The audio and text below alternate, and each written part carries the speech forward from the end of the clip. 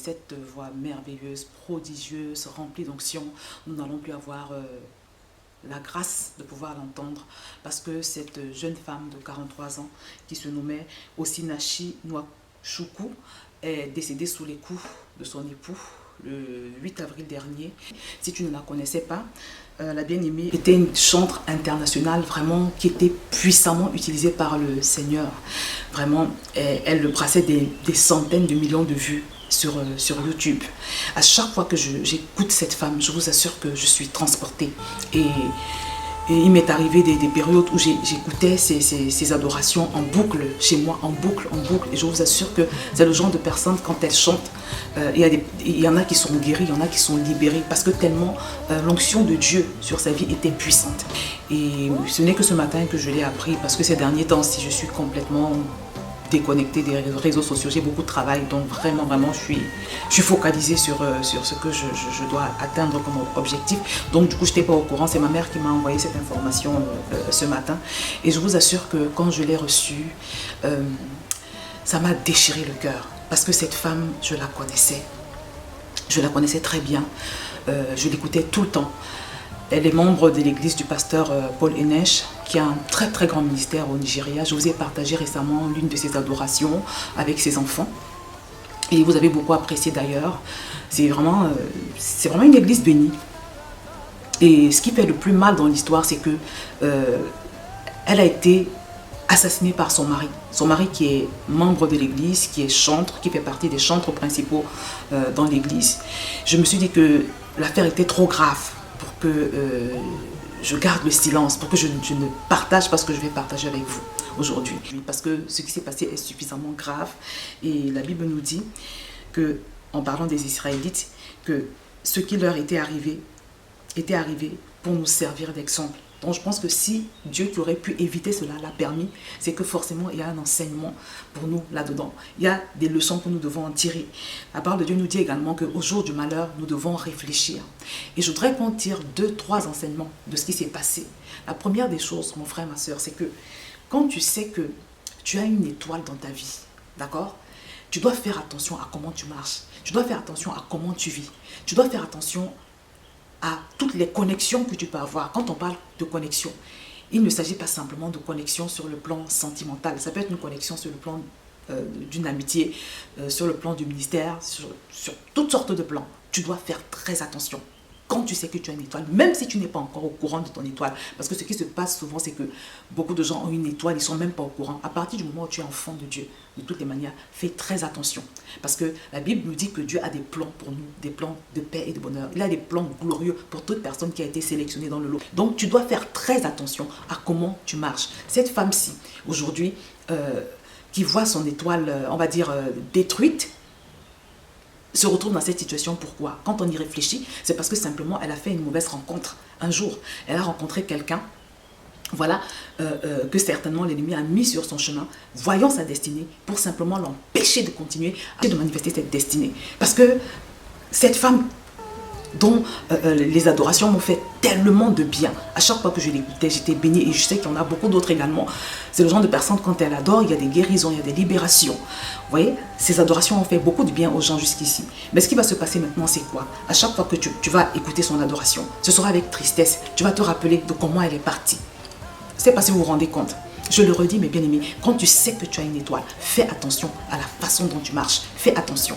Et c'est pour ça d'ailleurs que quand Jésus est né, la Bible nous dit que son étoile brillait dans le ciel, elle était visible. Et le roi Hérode, voyant cette étoile-là, il a envoyé les mages pour prendre des nouvelles de l'enfant, soi-disant.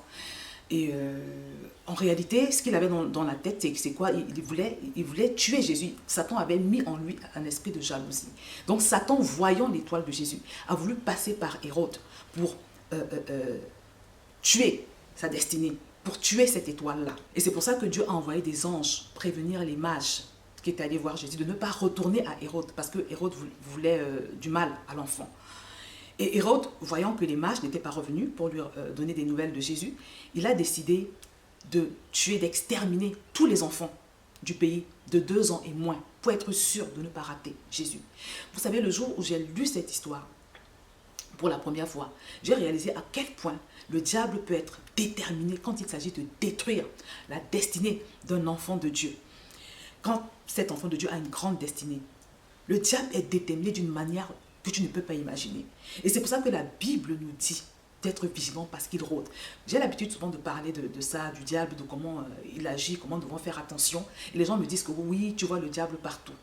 Ça n'a aucun sens parce que, en fait, ce n'est pas que je vois le diable partout. La vérité, c'est qu'il est partout. Et la Bible nous le dit. Il rôde. La Bible nous dit il rôde. Il rôde, ça veut dire quoi? Ça veut dire qu'il rôde. Donc, mes bien-aimés, nous devons faire très attention à toutes les connexions. Parce que ce qui s'est passé là, c'est tellement grave. Ce n'est pas une attaque seulement contre cette dame qui n'avait que 43 ans. Mais c'est une attaque contre le corps de Christ. C'est une attaque contre Dieu. C'est une attaque contre toi et moi. C'est une attaque contre ce que le Seigneur voulait faire au travers de cette dame dans le monde. Je ne sais pas si vous réalisez. Donc, mes bien-aimés, faisons très attention. Faisons très attention à comment nous marchons. J'ai écrit un livre sur le Saint-Esprit. Et c'est aussi pour ce genre de choses. Parce que, avant de te marier, par exemple, avant de choisir quelqu'un qui va t'accompagner pour toute ta destinée, il faut absolument, impérativement consulter Dieu et l'entendre. Être sûr que le Seigneur est d'accord avec ce choix que tu as fait. C'est vraiment, ça ne devrait même pas souffrir d'un débat quelconque. Le Saint-Esprit nous a été donné comme aide, comme guide, comme coach. Ne va jamais t'engager dans une relation avec un homme, même s'il est dans l'église. Parce que cet homme qui a assassiné cette femme, il était dans l'église, il est membre de l'église d'un pasteur que je connais, qui s'appelle Paul Enej, qui a un très très grand ministère béni au Nigeria. Et c'est un adorateur, cet homme. C'est un homme qui a une bonne prédication. Et je vous ai d'ailleurs partagé une de ses adorations. Il chante avec ses enfants, je vous l'avais partagé, vous aviez beaucoup aimé. Donc, le tueur, l'assassin, était dans un bon milieu spirituel. Il avait de bons enseignements, vous voyez. Mais je pense qu'il ne devait pas être restauré dans son âme, en fait. Je ne sais pas ce qui s'est passé. En fait, ce qui s'est passé nous fait également réaliser plus que jamais. Mes bien-aimés, écoutez très bien ce que je vais dire. Mes bien-aimés célibataires, hommes ou femmes, écoutez très bien. Ce qui s'est passé nous apporte également la preuve que dans l'église aujourd'hui, il y a beaucoup de fous en liberté qui se pavanent. Quand je dis fou en liberté, je ne suis pas en train d'insulter qui que ce soit. Fou, ça veut dire quelqu'un qui a atteint de troubles mentaux. Vous voyez, dans l'église, on va appeler, voilà, on va dire oui, il a besoin de restauration de l'âme et tout. Dans le monde, on va parler de troubles mentaux. Mais je vous assure que vous avez des fous en liberté à l'église qui se pavanent, qui servent Dieu, et parfois à un niveau élevé. La preuve, c'est que le mari de cette épouse, également, il était chantre, visiblement, il faisait partie des chantres principaux de l'église. Vous voyez? Donc, faites très attention. Nous sommes dans les derniers temps, vraiment, les temps sont mauvais. Le choix du conjoint. Ne jamais s'engager avec quelqu'un, que ce soit pour le mariage ou pour autre chose, sans avoir consulté et entendu le Saint-Esprit, sans avoir obtenu son aval, son go. Le deuxième ou le troisième point que je voudrais relever ici, c'est vraiment, vous savez, il y a de cela quelques mois, il y a une dame également comme ça, une jeune femme qui a été tuée par son époux en France. J'ai fait une vidéo à peu près similaire où j'ai invité les femmes qui sont régulièrement battues, qui sont dangereusement battues, à quitter leur bourreau. Et les gens m'ont fait toutes sortes de commentaires en me disant oui, mais la Bible dit qu'il ne faut pas divorcer. Mais bien aimé, il faut arrêter ça. Je vais vous lire un verset. La parole de Dieu nous dit, je vais vous donner le verset. Ne soyez pas stupides, mais comprenez quelle est la volonté de Dieu. Ne soyez pas stupides, ne soyez pas stupides. Je voudrais vous dire, mes bien-aimés, le fait d'être devenu chrétien ne t'empêche pas d'utiliser ton cerveau. Parce que chaque organe que Dieu nous a donné a un rôle. Et nous avons le droit de l'utiliser, nous avons même le devoir de l'utiliser. Si Dieu nous a donné un cerveau, c'est pour que nous puissions réfléchir. D'accord? Ok, Dieu n'est pas contre les divorces. Pourquoi? Jésus l'avait dit pourquoi? Parce qu'il y a beaucoup de divorces aujourd'hui qui sont fantaisistes. Mais le Seigneur sait qu'avec le cerveau qu'il nous a donné, nous avons suffisamment de bon sens pour analyser les cas, pour analyser les circonstances, pour analyser les situations. Des fois, tu te retrouves avec quelqu'un qui agit de manière dangereuse pour ta vie. Il n'y a pas que les coups. Parfois, c'est quelqu'un qui est dans l'adultère. Moi, je vous avais partagé l'exemple de cet homme qui trompait sa femme. Il était tout le temps, voilà, ça et là, avec d'autres femmes. Il a fini par attraper le VIH et par contaminer sa femme. Et savez-vous quoi? Elle est morte avant lui. Elle est morte de VIH. Donc ça, c'est vraiment, c'est autant de choses. C'est autant de choses. Si tu sais que tu es en danger dans ton couple, tu as le devoir au moins de t'éloigner de cette source de danger. Tu as le devoir, et ça n'a pas besoin d'être écrit dans la Bible. Dieu t'a donné un cerveau. C'est juste une question de bon sens. La parole de Dieu nous invite à être raisonnable. Une autre version de ce verset nous invite à être raisonnable. Des fois, il faut simplement analyser. Voilà, en priant, bien évidemment. C'est d'ailleurs ce que son pasteur a partagé dans une vidéo qui a été publiée il y a un jour sur la chaîne YouTube de leur église. Donc, mes bien-aimés, faites attention. Tu as des enfants, ils sont en bas âge, même s'ils ne sont pas en bas âge. Tu dois rester en vie pour pouvoir t'en occuper. D'après ce qui se dit, la pauvre, elle disait qu'elle elle priait, elle espérait qu'il allait changer. Le problème, c'est que tu ne peux pas prier en restant au même endroit que ton bourreau, qu'un homme qui a des attitudes violentes, parce qu'il lui a donné un coup de pied violent au niveau de la poitrine, d'après ce qui est dit. Vous voyez, tu peux pas, parce que là maintenant, le monsieur a été arrêté, il est en prison, elle n'est plus. Comment ça se gère au niveau des enfants? Réfléchissez, mes bien-aimés, réfléchissez. Dieu nous a donné un cerveau. Être chrétien ne veut pas dire être chrétien. Être chrétien n'a rien à voir avec le fait d'être chrétien. Chrétien, ce n'est pas chrétien. Donc, mes bien-aimés, faisons très attention. Nous avons le droit de réfléchir, nous avons le droit d'utiliser notre cerveau. Parce que rien ne justifie de courir le risque de vivre ce genre de tragédie. Ça me rappelle une histoire que j'ai entendue il y a cela plusieurs années quand j'étais en Afrique, je venais de me convertir. Celle d'une jeune femme qui avait été répudiée par son mari, il n'en voulait plus, il la battait. Il n'en voulait plus. Et à un moment donné, les responsables de l'église lui ont demandé de retourner à son mari. Vous voyez? Et vous savez ce qu'il a fait? Quand elle est retournée, il a aspergé d'essence et il a brûlé. Elle est décédée. Donc, mes bien-aimés, faisons attention. Faisons attention. Et c'est pour ça que je vous dis, vraiment, la façon de lire la Bible, c'est tellement important que même avant de lire la Bible, il faut prier, il faut demander au Saint-Esprit. Parce que pendant que tu lis la Bible, Satan, l'esprit d'égarement, est toujours là. Il est là pour essayer de te dévier dans ta compréhension des versets. Il faut éviter de lire la Bible de manière linéaire, mais essayer de comprendre quelle est la pensée profonde de Dieu. Tu vois? Parce que sinon, ça te fait appliquer les versets comme un robot, vraiment sans réfléchir. Et tu te retrouves à manifester justement ce que le Seigneur nous prévient de ne pas manifester, nous demande de ne pas manifester ici, à savoir de ne pas être stupide, mais de comprendre quelle est la volonté de Dieu. Donc si tu ne veux pas faire preuve de stupidité de par ton comportement après avoir lu la Bible, et si tu veux comprendre la volonté de Dieu, il faut que tu te fasses assister par le Saint-Esprit. C'est tellement important, on ne peut pas mettre le Saint-Esprit de côté, même bon, là, au moment d'appliquer la parole, tu vois. Donc c'est ce que je voulais partager avec vous aujourd'hui, mes bien-aimés. Donc retiens ces 3 points.